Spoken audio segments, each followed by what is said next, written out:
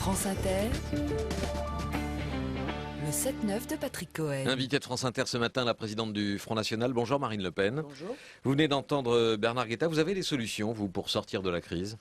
Oui, bien sûr, j'ai des solutions qui sortent effectivement, des solutions, des non-solutions qui sont aujourd'hui mises sur le tapis. Ce que je voudrais dire d'abord, c'est que je suis frappé, moi, par la perpétuation du mensonge à l'égard du peuple français.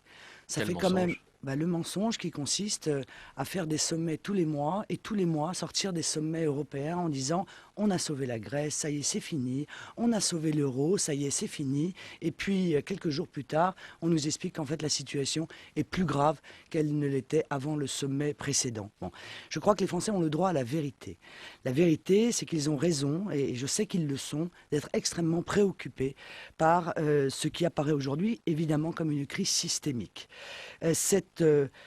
Cette perte du triple A qui est évoquée et qui est quasiment inscrite est un enjeu essentiel de la politique économique à court terme. Pourquoi ? Parce que la France dépend des marchés financiers pour se financer et que la perte du triple A va entraîner l'augmentation des taux d'intérêt auxquels nous empruntons et donc va aggraver évidemment notre déficit. Alors comment on fait ? Alors, je crois d'abord il y a le court terme et le moyen terme. Bon, je crois que tout de suite il faut de nouvelles recettes. Ça veut dire qu'il va falloir revenir sur des niches qui ont été accordées et qui bénéficient par exemple aux grands groupes. Je pense par exemple à la niche Copé. Ce sont des milliards qui sont accordés. 3 ou 4 milliards d'euros d'après l'évaluation de la Cour des comptes. Oui, bien sûr. Bon.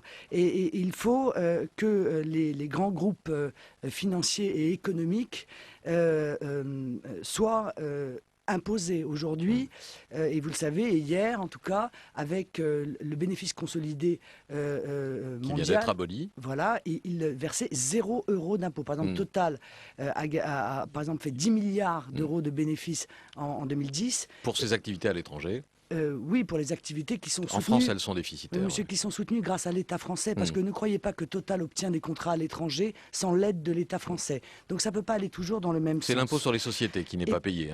Les autres impôts sont payés, les taxes Oui, locales. 200 millions, c'est grotesque, c'est ridicule. Enfin, 200 millions, en 2010, 200 millions ont été versés de taxes. Bon. Il faut faire baisser les dépenses de l'État. Ah oui, mais comment ?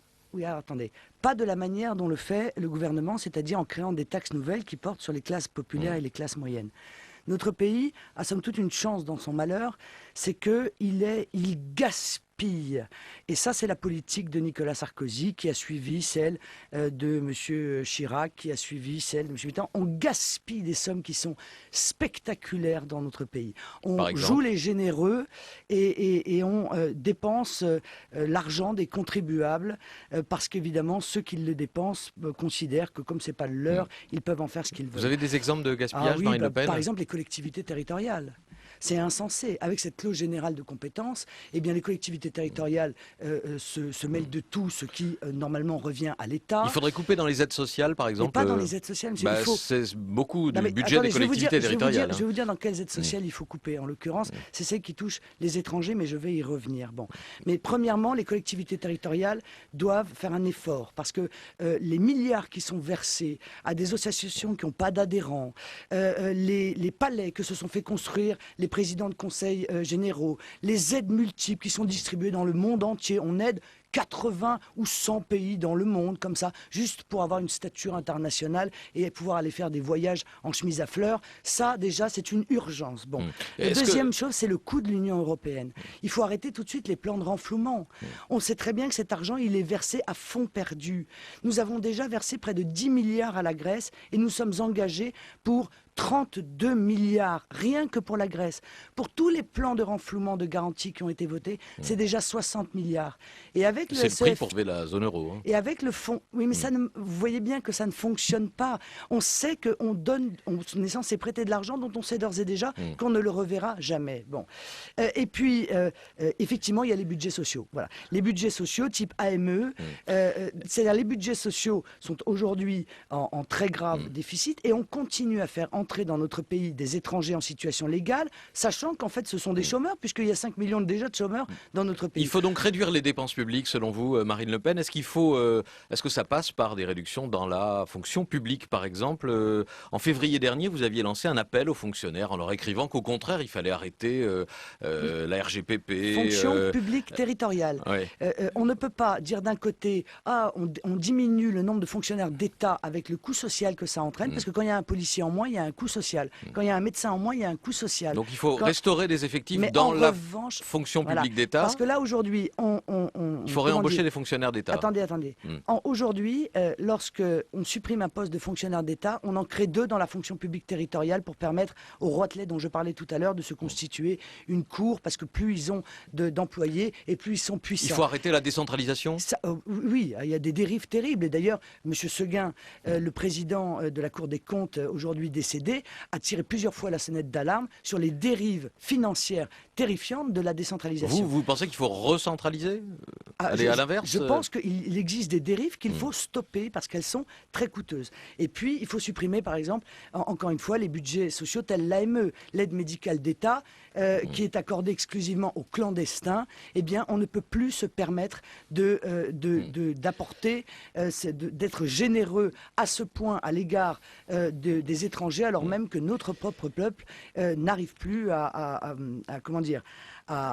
terminer les fins de mois et parfois même à les commencer. Puisqu'on parle de dépenses publiques, vous êtes toujours pour la nationalisation des banques, de l'énergie, des transports? Je pense que effectivement notre indépendance dépend de cela, et je remarque tout de même que lorsque ça a été privatisé, ça a entraîné un coût, une augmentation assez spectaculaire des coûts pour les Français. Je pense de surcroît que pour le nucléaire, il y a en plus un problème de sécurité.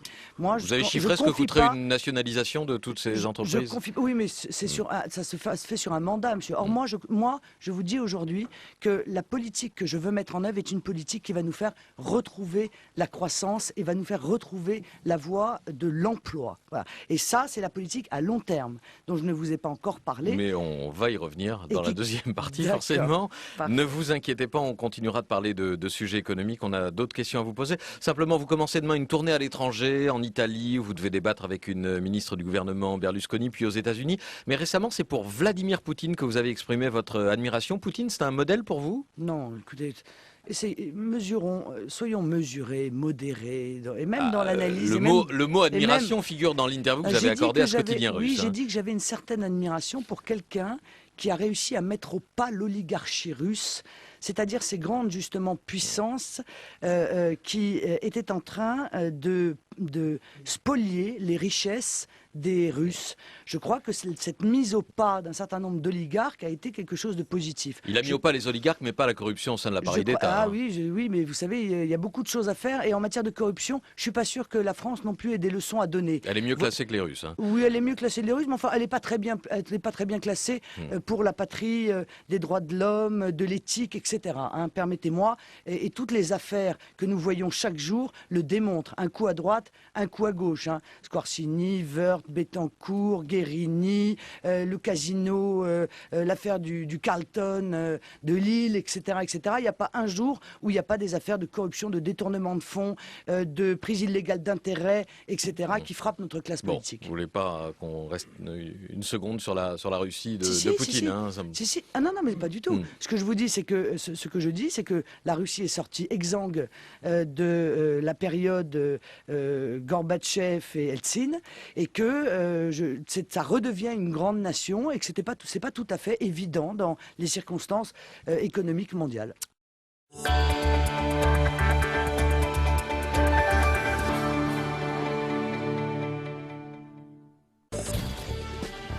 Le 7-9 de France Inter. Patrick Cohen. La présidente du Front National, Marine Le Pen, est notre invitée jusqu'à 9h-5 ce matin. Des questions au standard pour vous, Madame Le Pen. Alain, ainsi, qui nous appelle de Nantes. Bonjour Alain. Oui, bonjour. Nous vous écoutons. Oui, Madame Le Pen, bonjour. Bonjour, monsieur. Si d'aventure vous étiez élu au second tour de l'élection présidentielle, il vous faudrait par la suite gagner l'élection législative. Or, vous savez qu'avec le système électoral actuellement en place, il sera extrêmement difficile pour votre organisation politique de dégager une majorité à l'Assemblée nationale. Qui plus est, maintenant, le Sénat est passé à gauche et vous n'avez absolument aucun moyen d'action sur le Sénat. Ma question est de savoir, dans ces conditions, comment comptez-vous mettre en œuvre votre politique et avec quel type de gouvernement? Merci. Merci Alain, et quel type de majorité? Deux réponses à votre question, monsieur. La première, c'est que je crois à la sagesse du peuple français. Je pense que s'il décide de m'élire à la tête de l'État, il me donnera à la suite, aux législatives, les moyens, évidemment, de gouverner, de mettre en œuvre les réformes que je veux apporter, notamment au système économique et social. Deuxièmement, c'est vrai que ce mode de scrutin a été fabriqué pour empêcher le Front National d'avoir des élus. Ça a très bien réussi jusqu'à présent, puisque représentant, si j'en crois les diverses études d'opinion, entre 15 et 20% des opinions de vote, eh bien, nous avons 0 député pour l'instant. Mais c'est un système de scrutin avec un seuil. C'est-à-dire qu'au-delà d'un certain seuil, eh bien, probablement, ce mode de scrutin va se retourner contre ceux qui l'ont mis en œuvre et pourrait très bien voir, par conséquent, élus, presque, et sûrement de manière assez massive d'ailleurs, des députés portant le projet qui est le mien et défendant les options qui sont les miennes. Thomas Degrand. Comment vous voyez l'émergence à l'UMP d'une branche droite de la droite? Est-ce que elle s'appelle la droite populaire? Est-ce que vous voyez ça comme les prémices de ce qui pourrait être une future alliance, ou est-ce que c'est simplement un bouclier contre vous? Bon, évidemment, mais ils l'ont dit d'ailleurs. Je crois que c'est une manœuvre électoraliste. D'ailleurs, dans un mail de la droite populaire, ils disent clairement notre but est de relégitimer le président de la République, de le recrédibiliser sur des thèmes où il a déçu et où nos électeurs risquent de partir voter Front National, et nous ne voulons surtout pas de cela. Bon, donc clairement, ils ont indiqué par l'intermédiaire de ce mail que leur objectif, c'est en réalité de faire réélire Nicolas Sarkozy, et au passage de se faire réélire eux-mêmes, parce que je ne suis pas sûr que tout ça soit totalement désintéressé. Voilà quoi, 9 mois, 10 mois que vous avez pris la présidence du Front National, Marine Le Pen. Est-ce que vous pensez avoir pu, dans ce laps de temps, déjà faire évoluer à la fois votre image et celle de votre mouvement politique? Oui, je le crois. Oui, je crois que, et d'ailleurs, encore une fois, les études montrent qu'aujourd'hui, de plus en plus de Français, pas tous encore, c'est sûr, ont une image de nous beaucoup plus proche de la réalité que la caricature qui a persisté pendant des années. Mais il reste des Français qui, sûrement de bonne foi, d'ailleurs j'en suis convaincu, qui de bonne foi on croit à toute une série de sottises qu'on a racontées sur notre programme, sur notre mouvement, et que je dois convaincre absolument à tout prix pour le pays dans les quelques mois qui nous séparent encore de l'élection présidentielle. Alors sur quel thème? C'est la question. J'ai retrouvé un sondage qui était paru au moment de au moment où vous avez accédé à la présidence du Front National. C'était un sondage CSA. 86% des Français avaient le sentiment que vos idées étaient proches de votre père. 71% vous jugez courageuse. 74% d'extrême droite. 59% racistes et 47% modernes. Sur lesquels de ces thèmes vous aimeriez voir évoluer l'opinion? Écoutez, sur tous ceux qui sont l'inverse de la réalité. Cette accusation de racisme qui a été développée contre nous pour en réalité servir de digue pour nous empêcher d'accéder au pouvoir, ça marche, ça a marché très bien, ça continue à marcher. Cette accusation, elle est scandaleuse. Cette accusation d'extrême droite, c'est la même chose. Vous voyez bien qu'on nous a collé une détermination, une définition péjorative. C'est péjoratif, évidemment, l'extrême droite, c'est l'extrémisme, etc. Dans le but, évidemment, d'empêcher les Français de nous rejoindre. Vous n'êtes pas la droite modérée. Mais je ne suis pas la droite, monsieur. Parce que l'extrême droite, ça voudrait dire que je suis à la droite de Nicolas Sarkozy. Ça voudrait dire que je veux plus de privatisation. Ça voudrait dire que je veux plus d'ultralibéralisme. Je ne suis pas du tout cela, moi. Ce qui a longtemps été le programme du Front National, Marine Le Pen. Pardon. Ne sont pas forcément libérales. Monsieur Cohen, essayez d'être honnête là pour le coup. Ça a souvent été le programme de l'ensemble de la droite, parce qu'à l'époque tout le monde était riganien dans les années 80. Dans les années 80, pourquoi? Parce qu'il y avait aussi des frontières et que l'économie de marché était régulée par des frontières. Ce qui évidemment a changé aujourd'hui, c'est qu'il n'y a plus de frontières. Et les délocalisations massives dont parlait tout à l'heure cette habitante grecque, nous les subissons aussi. Et c'est le fait d'un système ultralibéral, mondialiste, qui a été construit au bénéfice de quelques-uns et au détriment de tous les autres. Thomas Legrand. Le fait que vous n'arriviez pas à vous départir totalement de l'image de votre père a des conséquences politiques. Par exemple, vous essayez d'aller en Israël pour une visite et vous n'y êtes toujours pas accepté.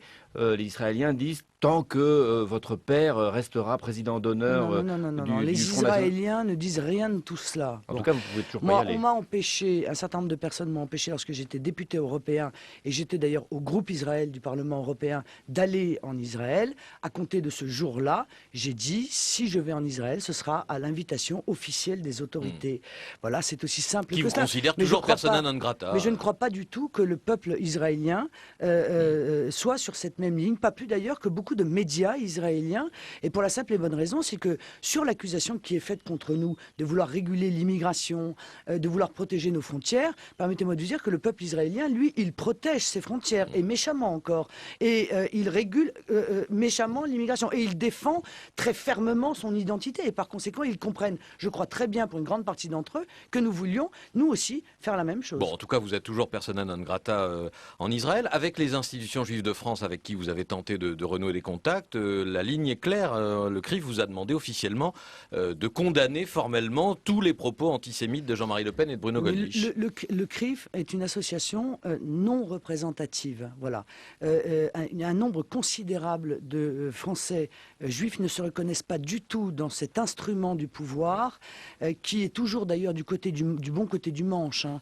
Quel que ce soit à droite ou à gauche, le CRIF est toujours du bon côté du manche, et qui en réalité mène un combat politique contre nous, et d'une manière d'ailleurs très insultante. Voilà. Bon, donc je ne m'inquiète peu de ce que pense objectivement le CRIF de moi. Vous avez pourtant tenté de renouer le contact ces Avec dernières le années. CRIF Oui. Non, Il y a eu des échanges de courriers. Non, mais il y a oui, mais ce qui prouve d'ailleurs qu'ils sont de mauvaise volonté. Et quand les gens sont de bonne volonté, d'abord, il peut y avoir un dialogue. Moi, je crois à la démocratie du dialogue. Bon, or, je remarque que ces gens du CRIF ne veulent pas dialoguer. Ils ne sont donc pas des démocrates.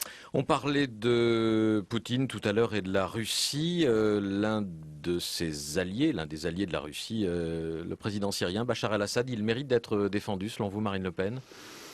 Je crois que j'aimerais essayer d'avoir une vision, prendre un peu de hauteur sur ces problématiques internationales, parce que d'abord elles sont évidemment le lieu de conflits d'influence, de manœuvres d'influence, on le sait. Hein, Ma question était simple, hein, pardon. Non, mais oui, d'accord, mais c'est pas simple, justement. Vous voyez, moi, j'entends bien que vous vouliez que d'un côté, il y a les méchants et d'un côté, il y a les gentils. Bon, c'est comme ça qu'on essaye de dire aux Français... Si vous essayez de nous convaincre que Bachar el-Assad doit être mis au milieu entre les méchants et les gentils, vous aurez du mal. Hein. Ça n'est pas ce que je suis en train de vous dire. Je suis en train de vous dire que la Tunisie, l'Égypte, la Libye risquent demain de tomber aux mains de groupes fondamentalistes musulmans qui sont en train de prendre de la puissance, qui sont en train d'attaquer assez violemment des minorités qui, jusqu'à présent, avaient une existence assez sereine. Et peut-être le risque existe que ces pays soient transformés de pays laïques. Certes, c'était des dictatures, mais il n'y a que des dictatures dans cette partie du monde. Quand je vous dis qu'il y a d'un côté... de moins en moins.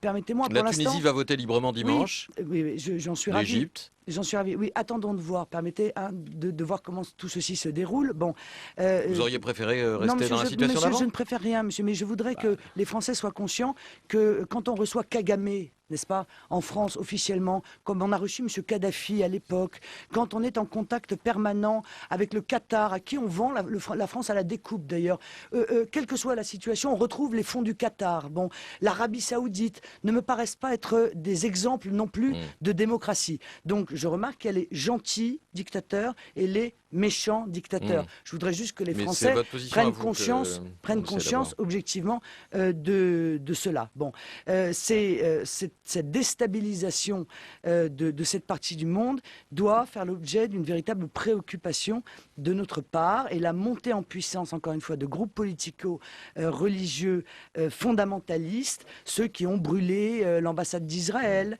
ceux qui ont attaqué vos confrères d'une télévision libre qui avait passé le film Persépolis, puis qui sont allés brûler sa maison personnelle. C'est en Tunisie, ça. Oui, doivent nous inquiéter sur les dangers qu'il existe, encore une fois. Mais ma question portait sur la Syrie, pardon. Avoir ces révolutions accouchées de dictatures, là pour le coup, fondamentalistes. Sur la Syrie, votre premier mouvement n'est pas d'apporter un message de sympathie envers ceux qui veulent se libérer, ceux qui ne sont pas fondamentalistes, ceux qui veulent simplement se libérer et démocratiser leur pays? Ah, si, moi j'ai beaucoup d'amis.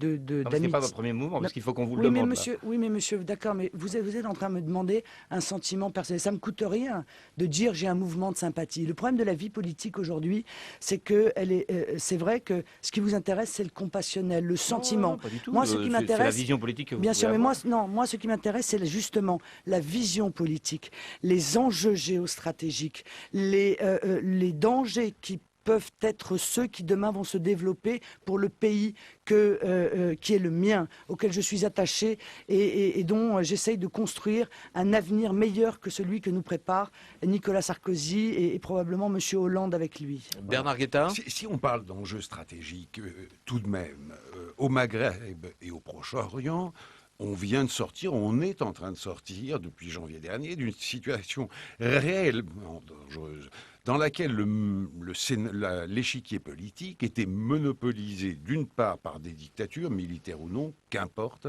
et d'autre part par les islamistes violents, par les djihadistes, et que les uns et les autres se nourrissaient. Attendez, vous parlez de quel pays là pour les djihadistes? Tous. Je vous dis, les scènes politiques étaient monopolisées par des dictatures et des islamistes djihadistes, véritablement violents et agressifs. On est sorti, ou du moins on sort de cette situation, et je crois que c'est un progrès du point de vue géostratégique. Excusez-moi, monsieur, mais en l'occurrence, si vous voulez, les fondamentalistes musulmans étaient plutôt combattus par les gouvernements précédents. Hein. Ils étaient combattus, mais ils étaient la seule. Bien sans sûr, jugement madame. de valeur, hein, mais c'est Bien une sûr, madame. réalité. Ils étaient combattus, mais ils étaient en face des dictatures, Oui, maintenant- la seule force politique. Oui, voilà, Là, et aujourd'hui, donc- ça n'est plus le cas. Ah bah si, parce que, excusez-moi, monsieur Marala, allons au bout de votre logique. À partir du moment où il va y avoir des élections démocratiques et qu'ils étaient la seule opposition, c'est probablement eux qui vont arriver au pouvoir. Vous ne Eux, voyez c'est la pas révolution. cela. C'est Il y a bien danger. d'autres forces politiques aujourd'hui Mais sur ces scènes mais politiques. écoutez, oui, je l'espère. Je l'espère avec vous. Je l'espère avec Ne vous. l'espérez pas, c'est Très un fait. sincèrement, mais ce que je vois, moi, c'est que, par exemple, la minorité chrétienne, dans toute une série de pays qui étaient censés être libérés de dictateurs, eh bien, aujourd'hui, est persécutée et vit avec la peur Madame, au ventre. Comment dites-vous Bah, monsieur, aujourd'hui mais monsieur, en l'Irak- Irak, les chrétiens Oui. étaient expulsés depuis 15 ans. Non, monsieur, non. Si non. ça n'est plus. Alors, monsieur, excusez-moi, mais là, vous En commettez Égypte. une erreur historique. Excusez-moi. Comment ça? C'est maintenant que les chrétiens d'Irak ont fui l'Irak. Et d'ailleurs, vous savez où ils sont partis se réfugier, les chrétiens d'Irak, après, en l'occurrence, la séquence Saddam Hussein en Syrie. Ah, vous voulez dire qu'ils ont commencé à quitter le pays après la chute de Saddam Hussein? Oui, parce qu'ils Oui, étaient... vous avez raison, ils et donc étaient- je vous dis donc que depuis 10 ans, les chrétiens fuient l'Irak. Oui, c'est En bien ça. Égypte, en Égypte. Alors que normalement, en c'était Égypte, censé- les mais excusez-moi, Coptes, monsieur. c'est-à-dire les chrétiens, sont étaient persécutés. tout aussi persécutés sous Moubarak. Non pas par Moubarak d'ailleurs, mais par sa police Bah, monsieur, ou ses il ne- provocateurs. En tout cas, ça n'est pas ce que semblent dire leurs représentants, qui justement attirent l'attention occidentale aujourd'hui et nous appellent au secours parce qu'ils sont aujourd'hui l'objet de persécutions. Une église a été brûlée il y a peu, une manifestation Ça se passait malheureusement sans cesse avant. a été réprimée de manière sanglante et ils sont extrêmement inquiets justement de la dérive qui fait qu'ils ne sont plus aujourd'hui protégés. Alors, essayons encore une fois de voir la réalité des choses. Tout ne peut pas être réglé, mais en l'occurrence, les minorités chrétiennes aujourd'hui sont très inquiètes sur leur avenir. Oui. Et donc, il vaut mieux que Bachar al-Assad reste au pouvoir en Syrie. Non, c'est pas si simple que ça, Monsieur Cohen. Encore une fois, Tenter oui, une troisième excusez-moi. fois d'obtenir. Oui, ce qu'il faudrait, c'est que par la diplomatie, les pays arabes, la Ligue arabe, les pays africains puissent arriver à ce que les réformes qui ont été exigées de Monsieur Bachar el-Assad en termes de mise en place de la démocratie, d'élections libres, de création de partis politiques, je crois que le parti unique a été supprimé il y a quelques jours, et bien que diplomatiquement, on accompagne ces modifications démocratiques et qu'on laisse, c'est vrai, ceux qui sont au plus proches de ces pays prendre. Oui, mais c'est pas parce que c'est M. Poutine qui a cette opinion qu'elle n'est pas sage. Je crois qu'elle est sage. En tout cas, plus sage que de faire fonctionner les armes en toutes circonstances avec des résultats qui sont assez décevants.